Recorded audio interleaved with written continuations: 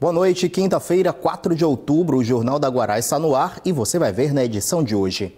Bandidos explodem agência bancária no município de Araioses. Tropas federais chegam ao Maranhão para fazer policiamento nas eleições. Comércio projeta alta acima de 3% nas contratações de fim de ano. A audiência discute ensino à distância para profissionais de enfermagem no Maranhão. E a passagem dos 30 anos da promulgação da Constituição Brasileira, que será comemorada amanhã, dia 5 de outubro. Veja agora no Jornal da Guará.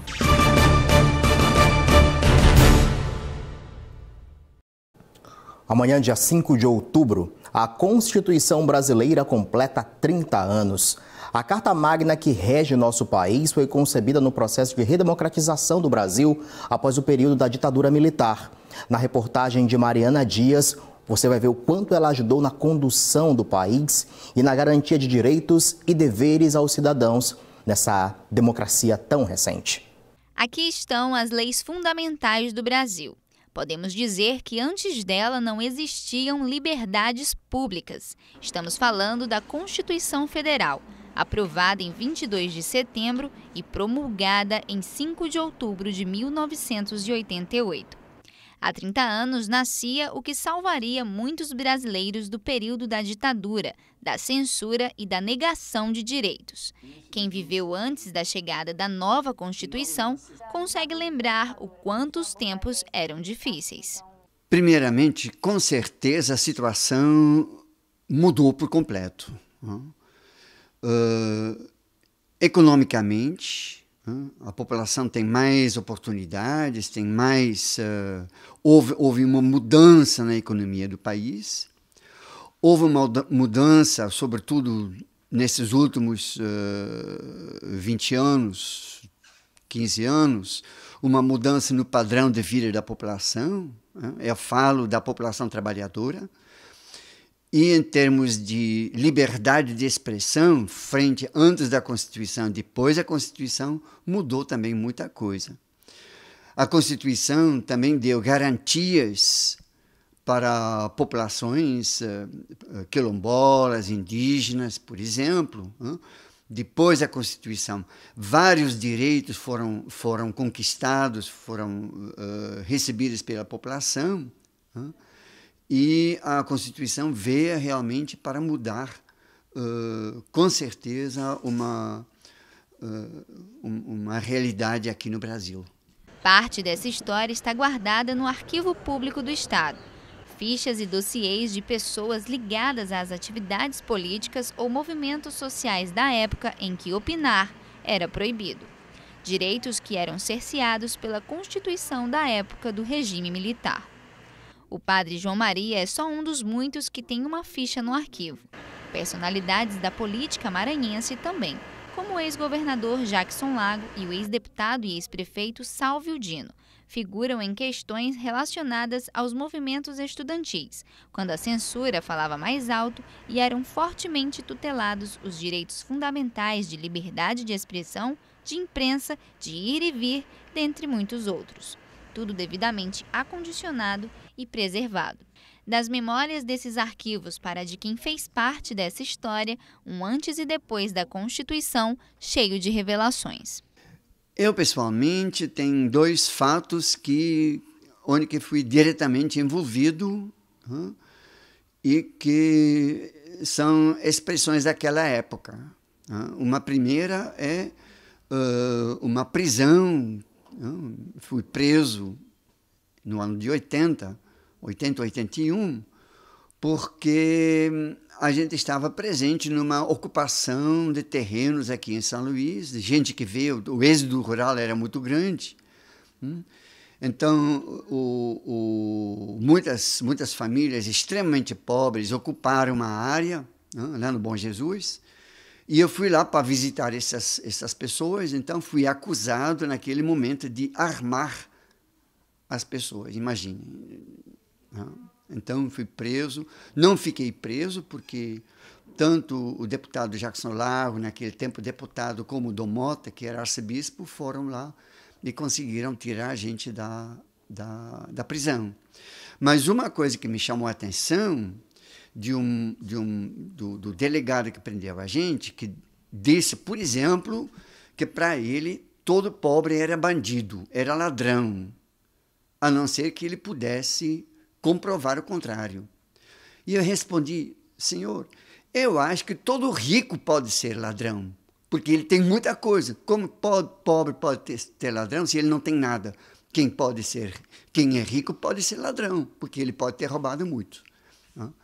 E a outra fala dele era, leva estas pessoas para a tua terra, para a Bélgica, porque aqui não tem lugar para eles. Então, estas coisas mudaram no período seguinte. A própria Constituição, por exemplo, garante que as pessoas tenham direito à moradia, direito a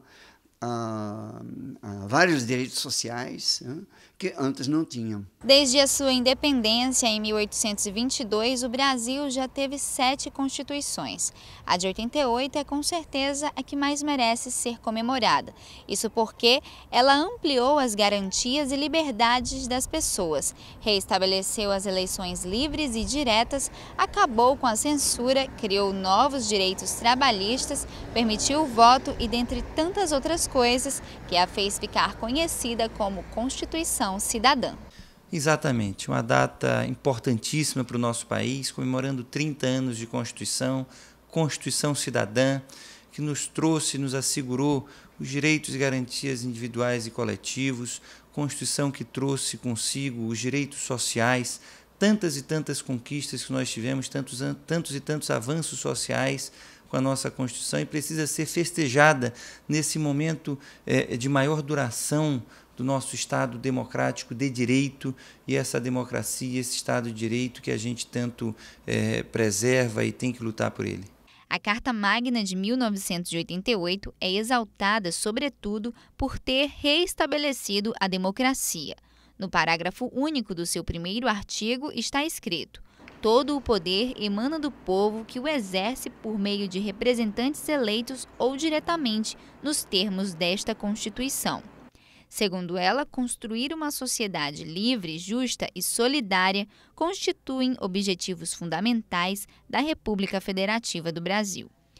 O ex-deputado Haroldo Saboia fez parte do Parlamento Constituinte do Maranhão, que teve 20 deputados e 3 senadores. Alguns até defendiam a formação de uma constituinte com a finalidade exclusiva de elaborar a nova Constituição, mas ganhou a tese do Congresso Constituinte, e os deputados federais e senadores, eleitos em novembro de 1986, foram quem elaboraram a nova Constituição Democrática para o Brasil, após 21 anos sob regime militar. Foi realmente uma experiência extraordinária para todo o povo brasileiro.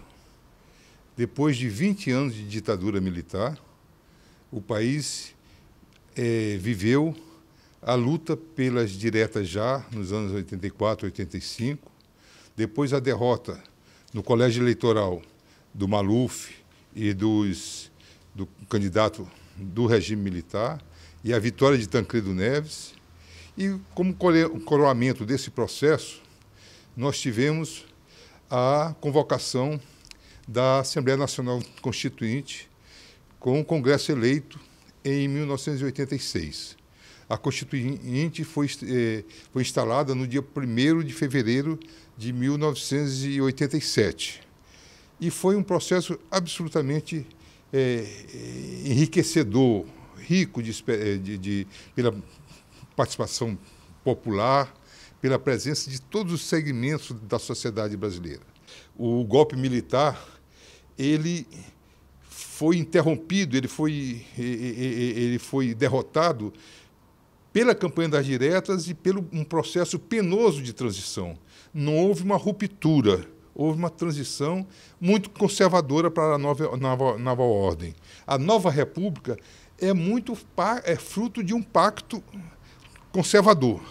Mas, mesmo assim, aí a contradição do momento histórico, mesmo assim, a Assembleia Nacional Constituinte não ficou presa, ela não ficou limitada aos espaços do Congresso Nacional.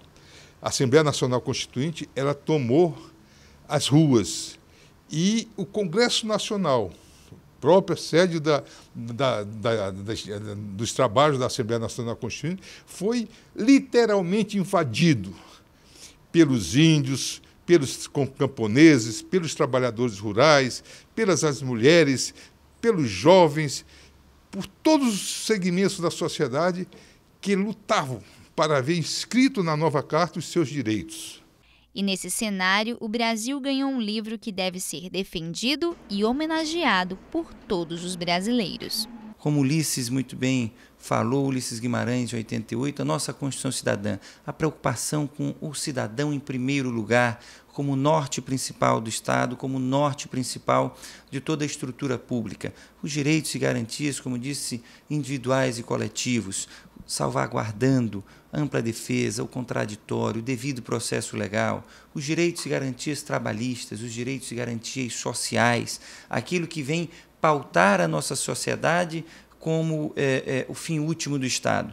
O Estado não é um fim em si mesmo, o Estado existe para servir à sociedade e é essa premissa que nós temos que adotar. E falando ao Brasil, declaro promulgada o documento da liberdade, da dignidade, da democracia, da justiça social do Brasil.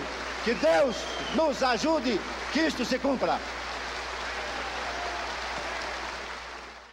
É isso, né? Que possamos continuar tendo a liberdade de expressão, a liberdade de ir e vir, a garantia dos direitos constitucionais que tantos, né, lutaram para conquistar, e é muito, muito importante conhecermos a história para podermos evoluirmos e não retrocedermos.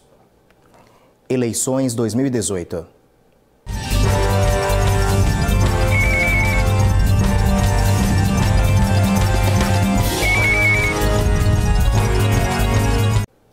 Tropas federais do Exército que vão garantir a segurança em municípios maranhenses desembarcaram na base aérea militar em São Luís nesta manhã.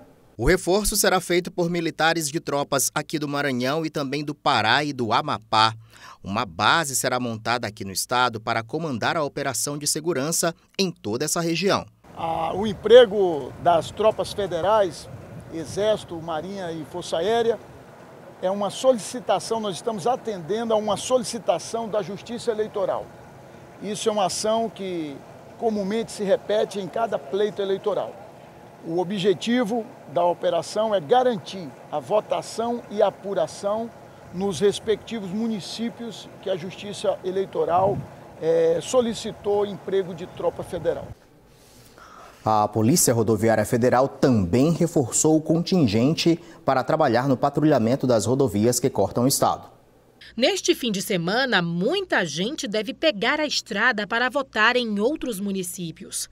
A Superintendência de Polícia Rodoviária Federal estima que o fluxo de veículos deve aumentar em quase 40% durante os próximos dias nas rodovias federais que cortam o estado.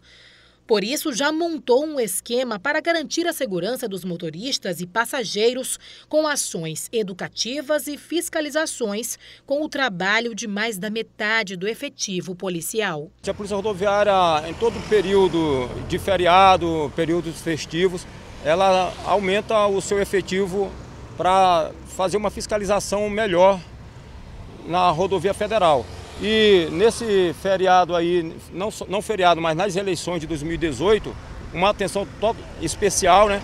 Há um incremento de trânsito nas rodovias, aumento do pessoal que se desloca da capital para o interior para votar, ônibus, carros pequenos, então merece uma fiscalização melhor. O inspetor orientou que os motoristas devem ficar atentos para questões importantes, como, por exemplo, manter em dia a documentação do veículo e do condutor, e evitar pegar a estrada sob o efeito de bebidas alcoólicas.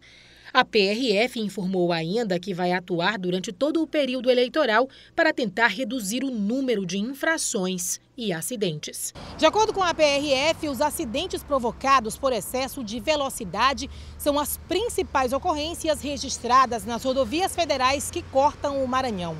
Por isso, durante o plano operacional das eleições deste ano, as equipes vão trabalhar também com o uso de radares móveis. Temos vários radares espalhados aí pelas nossas rodovias dentro do estado e a ideia é essa, inibir o excesso de velocidade. No terminal da Ponta da Espera, embarcações estão sendo vistoriadas para evitar problemas durante o transporte de eleitores nesses dias que antecedem a eleição do domingo.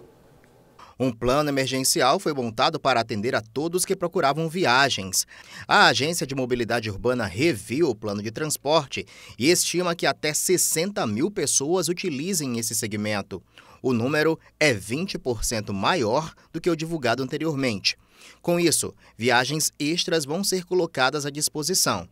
A MOB, ela normalmente, de modo permanente, ela realiza a fiscalização da prestação de serviço de transporte aquaviário no estado do Maranhão. E, nesse contexto, é claro que nós realizamos a fiscalização das embarcações que realizam o transporte de ferry-boat entre os terminais Ponta da Espera e Cujupe.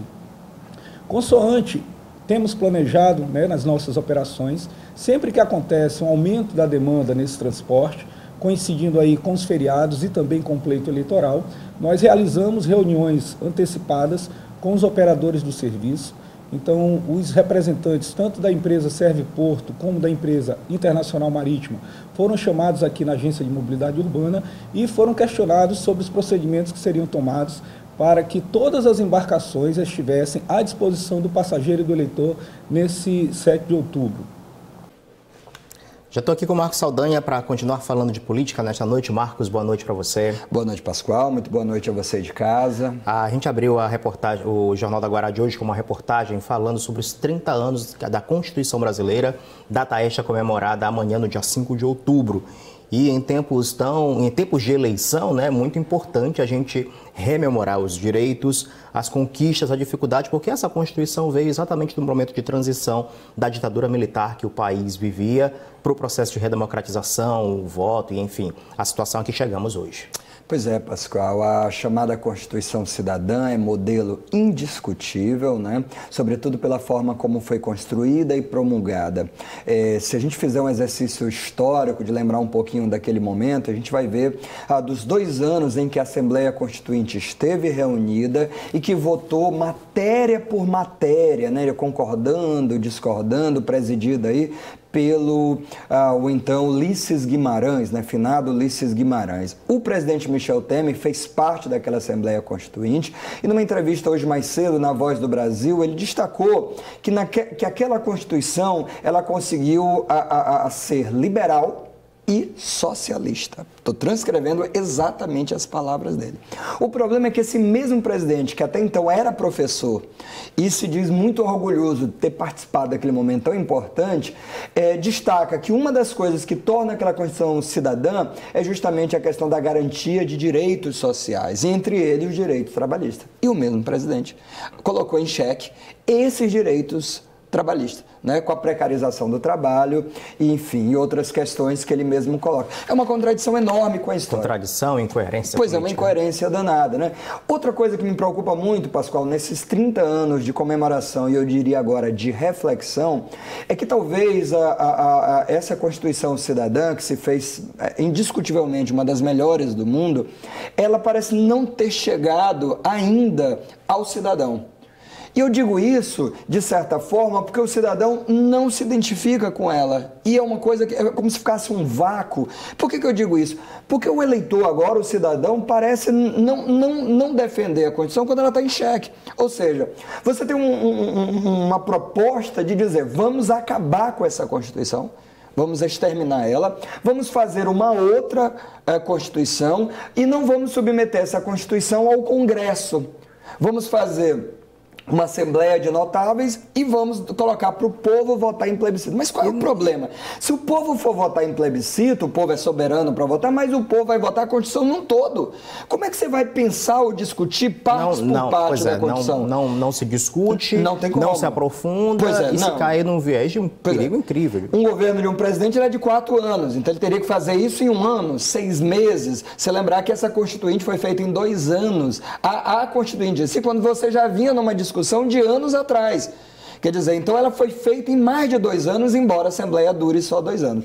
E aí tem uma outra coisa, que você tem elementos dessa Constituição que elas ainda precisam de regulamentação, ou seja, a Constituição determina, mas diz que aquilo só vai entrar em prática a partir de uma lei que venha a regulamentar. E a gente tem coisas que ainda estão sendo regulamentadas hoje, de 88 para agora, 30 anos depois. Então, eu acho que ficou um espaço também muito grande que faz talvez o cidadão não se identificar com essa Constituição.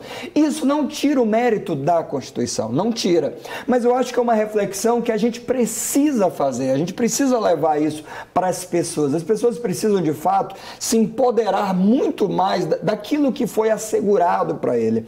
Para que na hora de colocar na balança a corrupção, que claro que tem que se combater, mas um regime autoritário que venha acabar com a Constituição, que esse peso tenha que ser feito com maior equilíbrio, porque uma Constituição dessa, democrática, ela tem que ser zelada. E é o cidadão que zela, é o cidadão que tem que compreender que dali para frente, não dali para trás.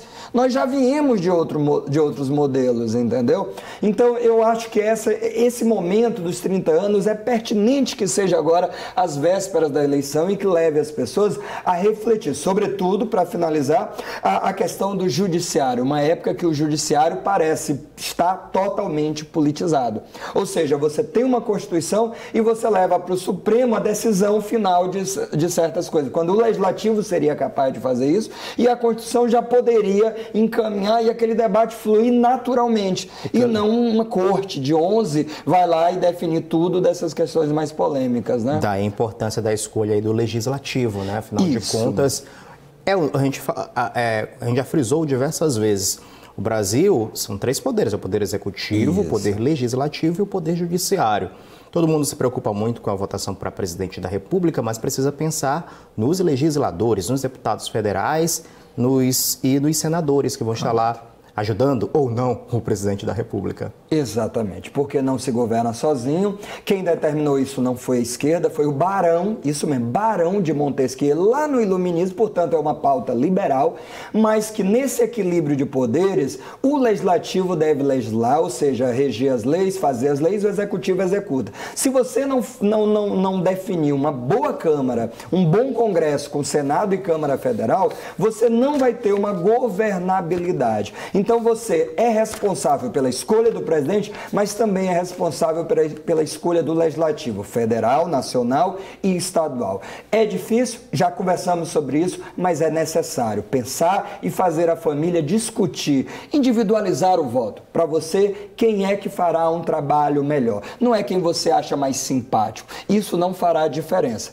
mas quem você acha que tem condições e propostas que sejam plausíveis, executáveis e sejam capazes de fazer esses contrapontos necessários. É importante mesmo nós termos atenção com o voto, né? Fazer a cola, acompanhar todo o processo de eleição, afinal de contas, a gente precisa evitar que gestores, né, façam do poder público situações que são tão acostumadas a fazer aí cotidianamente. Isso muitas vezes porque os gestores estão sendo cobrados e condenados, né, por irregularidades na gestão, que se repetem aí invariavelmente e, lamentavelmente, a gente precisa mostrar gestores públicos sendo denunciados muitas e muitas vezes. E o que nós vamos mostrar agora já é um conhecido nosso, Marcos Saldanha. Já falamos aqui diversas vezes dele, é o ex-prefeito de Cantanhede, José Martinho dos Santos Barros, o popular Cabão. Olha só. O ex-prefeito José Martinho dos Santos Barros, conhecido como Cabão, foi denunciado por improbidade administrativa. O motivo? Irregularidades em contratos assinados no ano de 2016 para a compra de medicamentos, material escolar e material odontológico, configurando fraude em licitação. O valor do contrato foi superior a R$ 2,5 milhões. Com isso, o Ministério Público Estadual está pedindo ressarcimento integral do dano, a perda de bens e valores, a perda da função pública e a suspensão dos direitos políticos do ex-prefeito.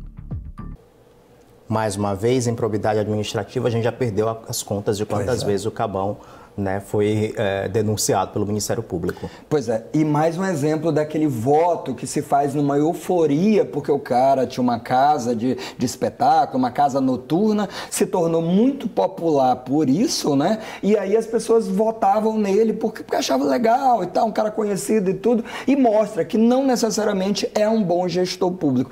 Mas nem sempre dá para saber. Pois é, mas você refletir mais sobre essa questão do voto, ou se vota e se reelege ele, ou enfim, o que outras opções você tem, como você cobra, porque também não é só votar, é votar e cobrar e acompanhar, monitorar, isso é importante, né? Não dá para votar só com a emoção, com quem você simplesmente simpatiza ou não simpatiza. É isso. Obrigado, Marcos. Boa noite. Ok, boa noite. E até a apuração das eleições domingo. Amanhã é sexta, já tá fugindo? Não, mas daqui domingo a gente já se encontra na apuração, né? É isso, domingo tem sim. Tem dia cheio, né? Isso, desde as 8 horas da manhã a TV Guará vai estar fazendo a cobertura das eleições em diversos programas, entrevistas, de 8 até o resultado final aí desta eleição. Obrigado, Marcos. Ok, obrigado a você de casa. A seguir, comércio espera alta no número de contratações temporárias para o Natal. E ainda, polícia investiga explosões a bancos no interior do estado.